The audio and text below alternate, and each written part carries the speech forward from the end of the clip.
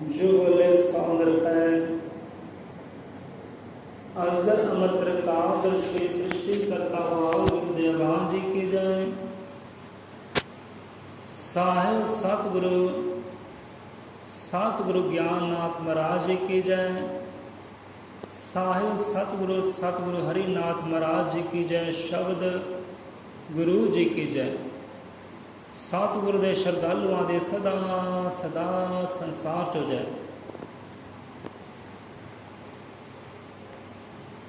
सो सतगुरां दे शब्द रूप वाणी की हजूरी विच बैठी साध संगत नूं कोटन कोट प्रणाम है। गुरमुखां दे मन मंदिर विच विराजमान उस अगम्य जोत नूं कोटन कोट प्रणाम है। सो अज सतगुरां दी इस परमात्मा की बख्शिश दात बच्चे शिवन देव का जन्म दिहाड़ा है। सो कृपा उस परमात्मा की आशीर्वाद है। वो परमात्मा सुख बख्शिया है वो परमात्मा ने। संगत जी ऐदा है जो किसी भी बच्चे का जन्म दिहाड़ा होंदा है तो माता पिता नूं वो दिन वो समा सारा का सारा अखा सामने आ जाता है। किदां किदां बीती की कुछ होया दुख सी या सुख सी सारी कथा कहानी अखा सामने आ जाती है। तो साढ़े अखा सामने भी कथा कहानी आई। दुख सह के सुख की प्राप्ति हुई है। तो महाराज की बाणी भी दसदी कि चाहे सुख है तो चाहे दुख है, हर दुख के पिछे सुख छुपिया होया है, हर सुख के पिछे दुख है। यहो जे कार्य होंगे ने जो करते तो आप सुख वास्ते हैं पर मिलता सानू दुख है। सो यहो जे दुख परमात्मा सानू बख्शिश करता है भेटा करता है। वो दुखों को सह के कबूल करके सानू कई बार सुख की प्राप्ति हो जाती है। सो दुख सह के ये सुख प्राप्त होया है, पुत्र की प्राप्ति हुई है। ये परमात्मा का बख्शिश होया सुख पदार्थ है, सुखों की दात है।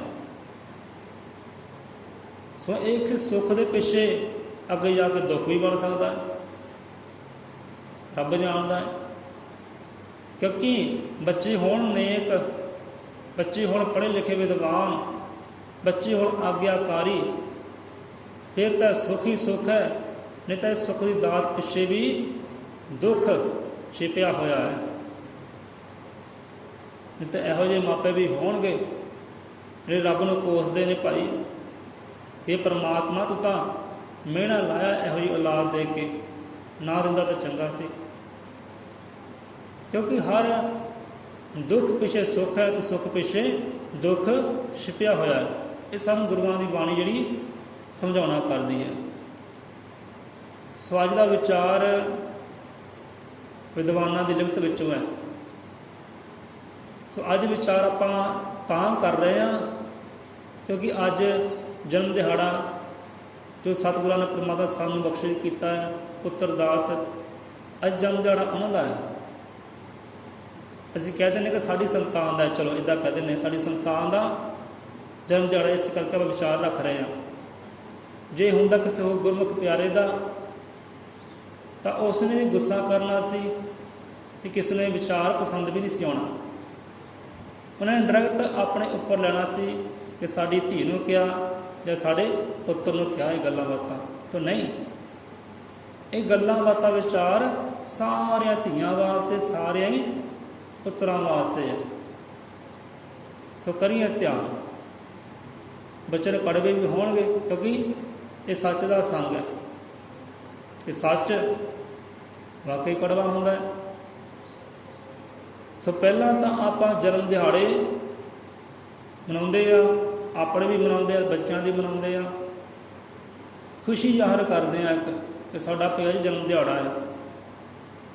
इस दिन असीं प्रगटे सी, संसार ते आए सी ते अपनी करने में वेखीए, खुशी तां मनाइए जे खुशियां वाला वो कार्य किया है, कोई सर्व दे भले वाला कार्य किया है नेक कमाइयां कीतियां ने वे खुशी मनाई है, जश्न मनाई है। पर जे नेक कमाइयां घट ने तो लोगों को दुख याद दिते ने, संकट याद दिते ने, धोखेबाजी ज़्यादा कीतियां ने, फिर खुशी मनाने का कोई मतलब नहीं है। फिर खिवा मंगिए परमात्मा तो, दुआ करिए परमात्मा नेक कमाइयां करदा बाल बख्शी कर। हम जन्म दिहाड़े मनाते हैं भाई, ये दिन ये उम्र दिनों दिन घटती जा रही है। साढ़े जीवन का एक एक पल एक एक सेकंड जिहड़ा घटता जा रहा है। घटती उम्र की आपां जश्न मनाते हैं। तो जश्न ना मनाइए, इन्हूं सामना करिए, क्योंकि जिद्दां जिद्दां उम्र घटती है उदा उदा दुख भी वधदे ने इंसान के। जब गुरु महाराज समझाना करते हैं कि ज्यों ज्यों घटती उम्र है तो त्यों त्यों वधदे दुख। हुण मान लो जो बचपन में सी बेपरवाह सी, राजियां महाराजियां वाला किरदार सी, ना किसी नाल वैर सी, ना विरोध सी, ना नफरत सी, ना घृणा सी, सर्वत नाल प्रेम सी, सारे ने प्यारे सी। चाहे बंदा कोई उच्चा सी चाहे नीवा सी, सारे बच्चे को प्रेम करते हैं। जो बाल अवस्था में होंदा है, बेपरवाह होंदा बच्चा उस वेले, तो जो उस तो अगले अवस्था में जाता है, जवानी में जा जाता है, फिर रोग लग जाते हैं, विकार लग जाते हैं, नफरत दे, घृणा दे, ऊच नीच दे, चतराइयां दे।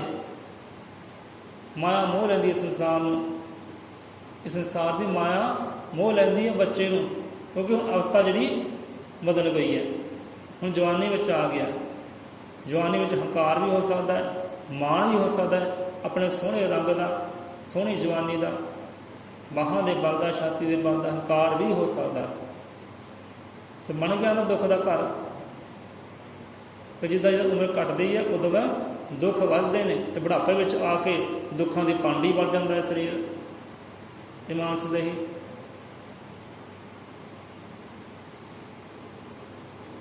सो बल लईए वाणी तो, शब्द गुरु तो, ज्ञान तो बल लईए, जश्न मनाइए और सुख का, और सुख की प्राप्त करिए, सिमरन करिए, भगती करिए। अपनी जो घटती उम्र है इन्हें वधाउणा करिए। उम्र भी वध सकदियां ने। जो श्वास 10वें द्वार तक पहुँचता है, उत्थे आनंद है, उत्थे खुशियां ने। सो घटती उम्र का जश्न ना मनाइए, वधाउणा करिए उम्र नूं नाम सिमरन दे नाल, गुरु ज्ञान दे नाल। सो गुरु ज्ञान दे आ जाते हैं कि ज्ञान का एक अजिहा प्रकाश है जिहड़ा संसार के हर हनेरे नूं मिटाउण दा बल रखता है। ज्ञान एक अजिहा प्रकाश है जिहड़ा संसार के हर हनेरे नूं मिटाउण दा बल रखता है। जितों तक ज्ञान का प्रकाश होंदा है उत्थे तक साड़ियाँ अखां भी नहीं पहुँचदियाँ। ये खुलियां अखां उत्थे तक नहीं पहुँचदियाँ जिथे ज्ञान का प्रकाश होंदा, जिथे रोशनी होंदी है। उत्थे किहड़ियां अखां पहुँचदियां ने? ज्ञान दी अखां पहुँचदियां ने। बाहर दी अखां करो बंद, अंदर दी ज्ञान दी अखां खोलो, फिर उत्थे तक पहुँचदे जिस तक ज्ञान का प्रकाश होंदा है। इहो जिहा ज्ञान जो नज़र के सामने नहीं है उसनूं देख सकण वाली अखां महान हैं। वो महान अखां ज्ञान दियां ने। जिन्हां पास ज्ञान दी अखां नहीं है, जिन्हां पास वो ज्ञान दी अखां नहीं, अंदर दी अखां नहीं खुलियां, वो तो बंदा बाहर दी अखां होंदियां होया भी अन्ना है। अन्ना है वो जिहदे को ज्ञान दी अखां नहीं है। सो इदा एक ज्ञान मान भी बन सकता है, अभिमान भी बन सकता है। पर जे पास हो गुरु की जुगती, पास हो गुरु ज्ञान, तो फिर एक ज्ञान सुख बख्शी करता है, सर्वत का भला करता है। तो जिस प्राणी में जवानी धन राज भाग सुंदर रूप ये प्रसिद्धि मिल जाए ਤਾਂ ਬੰਦਾ ਹੰਕਾਰੀ ਵੀ ਹੋ ਸਕਦਾ ਹੈ, ਹੰਕਾਰੀ ਵੀ ਹੋ ਸਕਦਾ ਹੈ। ਜੇ ਇਕੱਠੇ ਹੀ ਮਿਲ ਜਾਣ, ਇਹ ਸਾਰੇ ਇਕੱਠੇ ਪਦਾਰਥ ਮਿਲ ਜਾਣ, ਸੋਹਣੀ ਜਵਾਨੀ ਵੀ ਮਿਲ ਜੇ, ਜਵਾਨੀ ਦਾ ਬਲ ਵੀ ਮਿਲ ਜੇ, ਪ੍ਰਸਿੱਧੀ ਵੀ ਮਿਲ ਜੇ, ਧਨ ਦੌਲਤਾਂ ਵੀ ਮਿਲ ਜਾਣ, ਇਕੱਠੇ ਪ੍ਰਾਪਤ ਹੋ ਜਾਣ, ਫਿਰ ਹੰਕਾਰੀ ਵੀ ਬਣ ਸਕਦਾ ਇਨਸਾਨ। ਅਤੇ ਉਹ ਹੰਕਾਰ ਤੋਂ ਬਚਾਉਂਦਾ ਹੈ ਗੁਰੂ ਗਿਆਨ, ਸਤਿਗੁਰਾਂ ਦੀ ਰਹਿਮਤ। ਤੋ ਇੱਥੇ ਆਪਾਂ ਬਾਣੀ ਲੈਂਦੇ ਹਾਂ ਕਿ ਬਾਣੀ ਕੀ ਸਮਝਾਉਂਦੀ ਹੈ।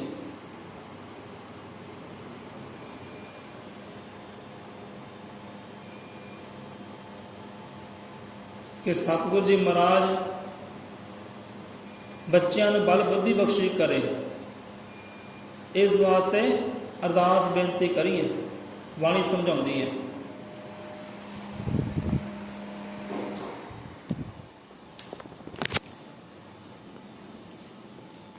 ਕਿ ਮਾਪੇ ਰੱਬ ਦਾ ਕਰ ਸ਼ੁਕਰਾਨਾ, ਬੱਚਿਆਂ ਲਈ ਅਰਦਾਸ ਕਰਨ। ਗੁਰੂ ਵਾਲਮੀਕ ਜੀ ਬੱਚਿਆਂ ਦੇ ਦਿਲ ਬੁੱਧੀ ਦਾ ਪ੍ਰਕਾਸ਼ ਕਰਨ। ਕਿ ਮਾਪੇ ਉਸ ਪਰਮਾਤਮਾ ਦਾ ਸ਼ੁਕਰਾਨਾ ਕਰਦਿਆਂ ਹੋਇਆਂ ਬੱਚਿਆਂ ਵਾਸਤੇ ਅਰਦਾਸ ਕਰਨ, ਸੰਗਤ ਵਿੱਚ ਖੜ੍ਹ ਕੇ ਬੇਨਤੀ ਕਰਨ ਕਿ ਇਹ ਪਰਮਾਤਮਾ ਜੀ ਸਾਡੇ ਬੱਚਿਆਂ ਨੂੰ ਮੱਤ ਬਖਸ਼ੀ, ਸਰਮੱਤ ਬਖਸ਼ੀ, ਗਿਆਨ ਬਖਸ਼ੀ ਕਰੀ, ਪ੍ਰਭੀ ਗਿਆਨ ਬਖਸ਼ੀ ਕਰੇ, ਸ਼ਬਦ ਗਿਆਨ ਬਖਸ਼ੀ ਕਰੀ, ਕਿ ਤਾਂ ਜੋ ਬੁਰੀਆਂ ਬਲਾਵਾਂ ਤੋਂ ਬਚੇ ਰਹਿਣ, ਮਾੜੇ ਮਾਰਗ ਤੋਂ ਬਚੇ ਰਹਿਣ। ਗੁਰੂ ਵਾਲਮੀਕ ਜੀ ਬੱਚਿਆਂ ਦੇ ਦਿਲ ਬੁੱਧੀ ਦਾ ਪ੍ਰਕਾਸ਼ ਕਰਨ, ਅਕਲਾਂ ਚੰਗੀਆਂ ਹੋਣ, ਅਕਲਾਂ ਸਵਾਰਥੀ ਨਾ ਹੋਣ, ਸਰਬੱਤ ਦੇ ਭਲੀਆਂ ਵਾਲੀਆਂ ਹੋਣ। ਇਹੋ ਜਿਹੀਆਂ ਅਕਲਾਂ ਬਖਸ਼ੀ ਕਰੀ ਸਾਡੇ ਬੱਚਿਆਂ ਨੂੰ, ਤਾਂ ਜੋ ਨਾਮ ਰੋਸ਼ਨ ਹੋਵੇ ਸੰਸਾਰ 'ਤੇ, ਇਹਨਾਂ ਧੀਆਂ ਪੁੱਤਰਾਂ ਦਾ ਵੀ ਅਤੇ ਪਰਿਵਾਰ ਦਾ ਵੀ ਅਤੇ ਕੁਲ ਦਾ ਵੀ। ਇਹੋ ਜਿਹੀ ਰਹਿਮਤ ਬਖਸ਼ੀ ਕਰੀ। ਪੁੱਤਰ ਹੋਵੇ ਤੇ ਲਵ ਕੁਸ਼ ਵਰਗਾ ਧਰਮੀ ਤੇ ਬਲਵਾਨ ਹੋਵੇ, ਦੇਸ਼ ਕੌਮ ਦੀ ਰੱਖਿਆ ਲਈ ਜੋ ਤਨੋਂ ਮਨੋਂ ਕੁਰਬਾਨ ਹੋਵੇ। ਕਹਿੰਦੇ ਵਿਦਵਾਨ ਲੋਕ ਕਿ ਪੁੱਤਰ ਪੈਦਾ ਨਾ ਹੋਵੇ ਉਹ ਦੁੱਖ ਵੱਖਰਾ ਹੈ, ਪੁੱਤਰ ਪੈਦਾ ਨਾ ਹੋਵੇ ਉਹ ਦੁੱਖ ਵੱਖਰਾ ਹੈ, ਹੋ ਕੇ ਅਕਾਲ ਝਾਣਾ ਕਰ ਜਾਏ ਉਹ ਦੁੱਖ ਵੱਖਰਾ ਹੈ। ਪਰ ਜੇਕਰ ਸੰਤਾਨ ਜਿਉਂਦੀ ਵਸਦੀ ਹੈ ਅਤੇ ਉਹ ਨੇਕ ਨਾ ਹੋਵੇ, ਬੁੱਧੀਮਾਨ ਨਾ ਹੋਵੇ, ਪੜ੍ਹੀ ਲਿਖੀ ਨਾ ਹੋਵੇ, ਆਗਿਆਕਾਰੀ ਨਾ ਹੋਵੇ, ਉਹ ਸੰਤਾਨ ਦਾ ਨਾ ਹੋਣਾ ਜਾਂ ਹੋਣਾ ਇੱਕੋ ਬਰਾਬਰ ਹੀ ਹੈ। ਉਹ ਹੋਇਆ ਚਾਹੇ ਨਾ ਹੋਇਆ ਇੱਕ ਬਰਾਬਰ ਹੀ ਹੈ। ਕਿ ਸੰਤਾਨ ਦਾ ਗਿਆਨੀ ਹੋਣਾ, ਪੜ੍ਹਿਆ ਲਿਖਿਆ ਹੋਣਾ, ਆਗਿਆਕਾਰੀ ਹੋਣਾ ਇਹ ਜ਼ਰੂਰੀ ਹੈ, ਇਹ ਜ਼ਰੂਰੀ ਹੈ। ਜੋ ਗਿਆਨ ਤੋਂ ਸਕਣੀ ਹੈ, ਇਹੋ ਜਿਹੀ ਸੰਤਾਨ ਦਾ ਹੋਣਾ ਚਾਹੇ ਨਾ ਹੋਣਾ ਇੱਕ ਬਰਾਬਰ ਹੈ। ਸੋ ਇਹੋ ਜਿਹੇ ਬੱਚਿਆਂ ਦੀ ਚਿੰਤਾ ਵਿੱਚ ਗ੍ਰਸਤ ਰਹਿੰਦੇ ਨੇ ਮਾਤਾ ਪਿਤਾ, ਅਤੇ ਆਪਣੇ ਅੰਦਰ ਰੋਗ ਪੈਦਾ ਕਰ ਲੈਂਦੇ ਨੇ, ਬਿਮਾਰੀਆਂ ਪੈਦਾ ਕਰ ਲੈਂਦੇ ਨੇ, ਦੁਖੀ ਰਹਿੰਦੇ ਨੇ ਹਰ ਵੇਲੇ। ਆਪ ਵੀ ਕਹਿੰਦੇ ਨੇ ਮਾਂ ਪਿਓ ਕਿ ਇਹੋ ਜਿਹੀ ਸੰਤਾਨ ਨਾ ਹੀ ਹੁੰਦੀ ਤਾਂ ਰੱਬਾ ਚੰਗਾ ਸੀ, ਐਵੇਂ ਦੁੱਖ 'ਚ ਪਾਇਆ, ਸੰਕਟਾਂ ਵਿੱਚ ਪਾਇਆ।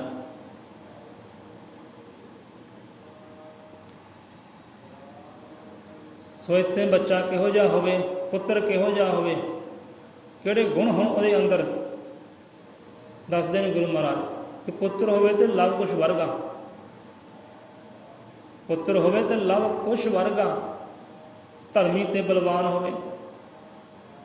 ਹੁਣ ਧਰਮੀ ਬਹੁਤ ਡੂੰਘੀ ਅਵਸਥਾ ਹੈ, ਬਹੁਤ ਗਹਿਰ ਵਿਚਾਰ ਨੇ। ਧਰਮੀ ਕਿਹਨੂੰ ਕਹਿੰਦੇ ਨੇ? ਜਿਹਦੇ ਅੰਦਰ ਦਇਆ ਹੋਵੇ, ਸਭਨਾਂ ਦੇ ਵਾਸਤੇ ਤਰਸ ਹੋਵੇ, ਕਿਸੇ 'ਤੇ ਮਰਨ ਮਿਟਣ ਦੀ ਜਜ਼ਬਾ ਹੋਵੇ, ਭਲੇ ਵਾਸਤੇ ਪ੍ਰੇਮ ਹੋਵੇ ਸਭਨਾਂ ਦੇ ਲਈ, ਜੋ ਪਰਉਪਕਾਰੀ ਹੋਵੇ। ਪੁੱਤਰ ਹੋਵੇ ਤੇ ਲਵ ਕੁਸ਼ ਵਰਗਾ, ਧਰਮੀ ਤੇ ਬਲਵਾਨ ਹੋਵੇ, ਦੇਸ਼ ਕੌਮ ਦੀ ਰੱਖਿਆ ਲਈ ਜੇ ਤਨੋਂ ਮਨੋਂ ਕੁਰਬਾਨ ਹੋਵੇ।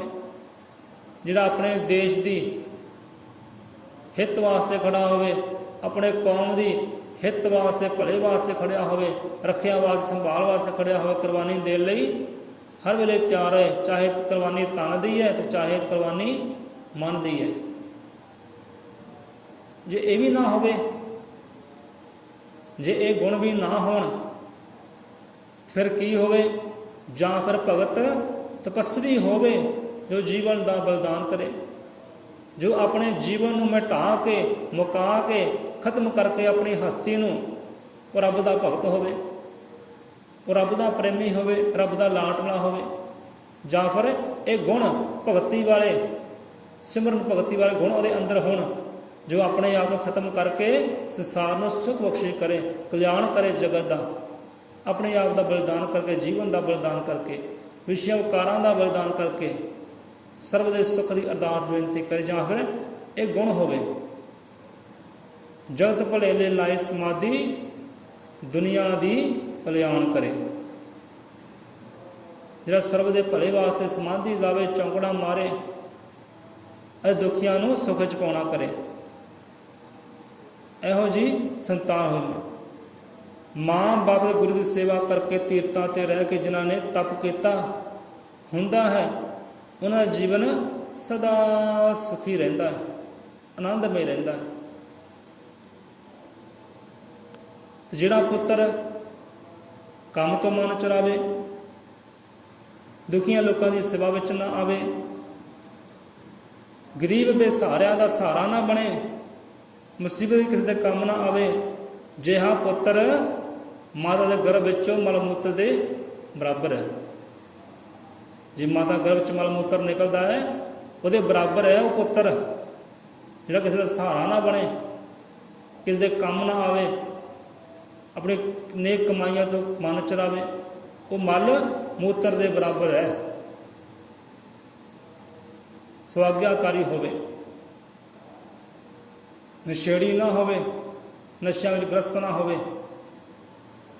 क्योंकि यहो जे बोझ बन जाते हैं कौम के उपर, बोझ बन जाते परिवार के उपर। समझाउंदी है बाणी, सगे धियां का जिक्र भी आया है। धी रब देवे सीता वर्गी, सिदकवान गुणवान होवे, धर्मी बाबल जनक पिता लई जो पुत्री वरदान होवे। हुण देखो, एक भैन रखड़ी बांधदी है भाई के गुट ते कि भाई मेरी रखिया करी, संभाल करी, कि मेरी रखिया करी, संभाल करी। हुण चलो भाई का धर्म है, कर्म है, मान लेंदे आ। हुण की गल है, यही धर्म यही कर्म वो धी ध्यानी ते नहीं लगता, वो धी ध्यानी ते भी लगता है। हुण कहंदे आ, भैन कहंदी है भाई नूं कि भाई तेरिया मुछियां बड़ियां खड़ियां रहिंदियां ने, इहदा तरीका की है, ढंग की है, किद्दां तूं खड़ियां रखदा अपनी मुछां? क्योंकि खड़ी मुछ जिहड़ी गैरत अणख की प्रतीक होंदी है। मैं वाकई अणखी बंदा है, गैरती बंदा है, ये खड़ी मुछ दसदी है। भैन कहती है भाई तू खड़ी मुछ किद्दां रखदा है, किहड़ा पदार्थ लगाउणा है? भाई कहण लगा कि भैणा तेरे वर्गियां भैणां होण ना तो मुछां फे खड़ियां होंदियां, उदां नहीं खड़ियां होंदियां। सो ते भैन का ही फर्ज है वो कुल की संभाल करे, कि दागी ना कर देवे कुल नूं, इस गल तो अनजान ना रवे, जाणू होवे, सिदकवान होवे। हुण सिदकवान समझो तुसी कि सिदकवान किहनूं कहंदे ने, धर्मी किहनूं कहंदे ने, फिर आपी सोझी आ जाएगी। धी रब देवे सीता वर्गी, क्योंकि सिदकवान सीता भी हुई है। हम पति ने तो घर चो कर दिता है बाहर, जे वो चाहती दूसरी शादी भी कर सकती सी, अपने बाबल दे घर में भी जा सकती सी, पर नहीं, कित्थे गई? वो संतां दे चरने गई, गुरुआं पीरां दे चरने गई, फिर परमात्मा दे चरने गई। सिदक रखिया, भरोसा रखिया कि एक दिन मेरा पति मैनू प्राप्त होएगा। जे हुंदी अज दी नार वर्गी, फिर भावें दूसरी शादी कर लेंदी। अज की होंदा है, अज मान लो कोई दुर्घटना हो गई पति दे नाल, वो कोई काम कार नहीं कर सकता, उम्र वास्ते रोगी हो गया, बीमार हो गया, मंजी ते पै गया, तो पत्नी की करती है, 2 दिन वेखती है, 3 दिन वेखती है, फिर अगला पतली कर लेंदी है। लै भी हुण तू तो हो गया नकारा, तो हुण मैं अपना दूसरा बंदा लभा जिहड़ा मेरा सहारा बने। अज ये हुंदा है क्योंकि सिदक नहीं है, सिदक नहीं है, धर्म नहीं है। हुण इहो जी सीता वर्गी बीबी रजनी भी हुई है, सिदक अजमाया गया, धर्म अजमाया गया बीबी रजनी का, पर अपने सिदक ते रही है, अपने धर्म ते रही है। कुड़ी नूं अपना पति परमेश्वर मन्निया, जे पति परमेश्वर मन्निया सी तो रब ने सुख भी बख्श किया, दुखों तो रोगों तो अरोग भी कर दिता, निरोल भी कर दिता। ये हुंदी सिदक की गल। इहो जिहियां अनेकां ही औरतां होईयां ने सिदकवां, धीआं ध्याड़ियां होईयां ने। तो रब जे धी देवे ना, सीता वर्गी देवे, बीबी रजनी वर्गी देवे, माता भीलड़ी वर्गी देवे, सुजाता वर्गी देवे। धी रब देवे सीता वर्गी सिदकवान गुणवान होवे, धर्मी बाबल जनक पिता लई जो पुत्री वरदान होवे। कि इहो जी पुत्री देवे परमात्मा कि बाबल वास्ते, अपने कुल वास्ते एक वरदान होवे। किद्दां वरदान बच्चा बनता? जदों नेक हुंदा है, विद्वान हुंदा है, पढ़िया लिखिया हुंदा है, सर्व दे काम विच आउंदा है, भले दे कारजां नूं करदा है, वो फिर वरदान बन जाता है कि हाँ भी परमात्मा ने सानू ये वरदान बख्शिश किया है, ये अनमोल तोहफा सुगात बख्शिश की है। विचार बहुत डूंगे बनते हैं धियां नूं लैके पुत्रां नूं लैके कि धीआं पुत्र गृहस्थ बागले दोवें ही फुल कलियां ने, जो जीवन में खुशियां वंडण ये पास दियां डलियां ने। हुण कुछ विद्वानां ने यही प्रथा मशहूर की सी कि पुत्र जिहड़ा नेक हुंदा है, पुत्र श्रेष्ठ है, उत्तम है, पर धी नूं धिरकारिया गया है। हाँ भी ये पैदा क्यों हो गई है? हुण जो पुत्र पैदा होना, मिठाइयां वंडणियां, लड्डू वंडने, जो हुण धी पैदा उहदा कहना असीं मर गए, धरती 'च धस गए। पर अज दा आपां जमाना वेखीए, अज दा समां वेखीए, धीआं पुत्रां तो किते उपर है, किते पुत्र है पुत्रां तो उपर है धीआं। पढ़ाई विच लै लो, खेडां विच लै लो, किते किते विराजमान ने, उच्चियां रुतबियां नूं अज पकड़ना किता है धीआं ने। अपने माँ बाप का ख्याल संभाल रखदियां ने धीआं, पुत्र नहीं ना रखते, पर रुतबा पुत्रां नूं दिता है। पर इत्थे बाणी बराबर है, बाणी विच धी भी बराबर है तो पुत्र भी बराबर है। धीआं पुत्र गृहस्थ बागले दोवें ही फुलकलियां ने, जो जीवन खुशियां वंडण ये पास दियां डलियां ने। ते पास की डली किद्दां बनदी है? जो सतगुरु की रहमत हुंदी है, गुरु ज्ञान जिन्हां कोल हुंदा है, शब्द जिन्हां कोल हुंदा है, वो फिर पास की डली बन जाता है। फिर जिहड़ा कोई संगत करता है ना, वो भी फिर पारसी हो जाता है, वो भी पास हो जाए। धी भी जरूरी है घर के अंदर, तो पुत्र का भी होना जरूरी है। जिन्हां कोल धीआं नहीं है, वो धीआं नूं तरसदे ने। माँ कहती काश धी हुंदी, मेरा काम कार कार साਂਭਦੀ, कुंजियां साਂਭਦੀ, घर की देख रेख संभाल करदी, कुल का वाधा हुंदा। सो दोनों जरूरी है, दोनों ही उत्तम दाता ने परमात्मा दियां। सो कई विद्वानां ने वंडियां ते वंडियां पाईयां ने, एक नूं ऊच दस्सिया, एक नूं नीच दस्सिया, पर बाणी सर्वत नूं बराबर रखदी है। धी भी उन्नी जरूरी है तो पुत्र भी उन्ना जरूरी है। सरदास बेनती करिए परमात्मा अगे, जो पहली पंक्ति च आया